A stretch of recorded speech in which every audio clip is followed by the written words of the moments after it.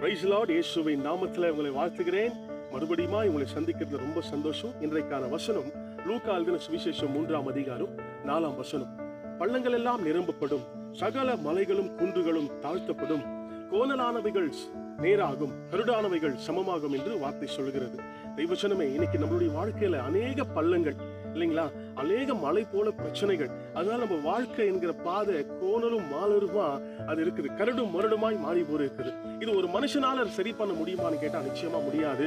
இல்ல ஒரு பலசாலியாலையோ ஒரு ஹீரோவாலையோ நிச்சயமா அதை ரெடி பண்ண முடியாது. நம்ம வாழ்க்கையை ரெடி பண்ண நம்மளாலேயே முடியாது. இதுதான் உண்மை.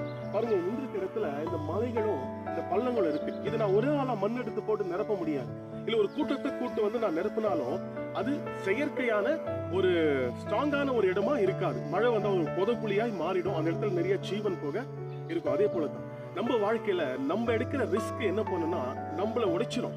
சில நேரம் நம்ம யோசிக்கிற யோசனையே நம்ம ஏமாத்தும். ஏன்னு கேட்டீங்கன்னா, நம்ம யோசனைகள் நம்மளை உடைத்து போடும். தெய்வச்சனமே, உங்க பள்ளத்தை நீங்க நிரப்ப முடியாது. கர்த்தராகிய இயேசு கிறிஸ்து என்கிற ஒரு தெய்வம் உண்டு. நீங்க ஒரு மனசார ஏற்றுக்கொள்ளுங்க. அவரிடத்துல உங்க வாழ்க்கையில் உள்ள கோணாளர்களை காட்டுங்க, கரடானவைகளை காட்டுங்க. அதை சமமாக மாற்றுவார். மலை போல பிரச்சனை இருந்தாலும் கர்த்தர் உங்க வாழ்க்கையில அதை பாருங்க, கிளீனா எந்த மெத்தடை வச்சு உங்களை பர்ஃபெக்டான இடத்தை நிக்க வைக்க முடியுமோ அங்க உங்களை நிக்க வச்சிருவாரு. தெய்வச்சனமே, இன்றைக்கு உங்க வாழ்க்கையில் உள்ள பள்ளங்கள் மனுஷனை கொண்டு நிரப்ப நினைக்கிறீங்களா? முடியாது.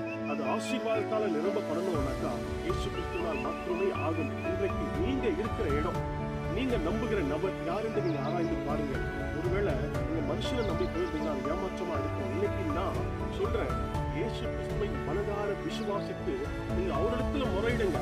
கர்த்தர் உங்கள் வேண்டுதலை கேட்பார். உங்கள் தேவைகளை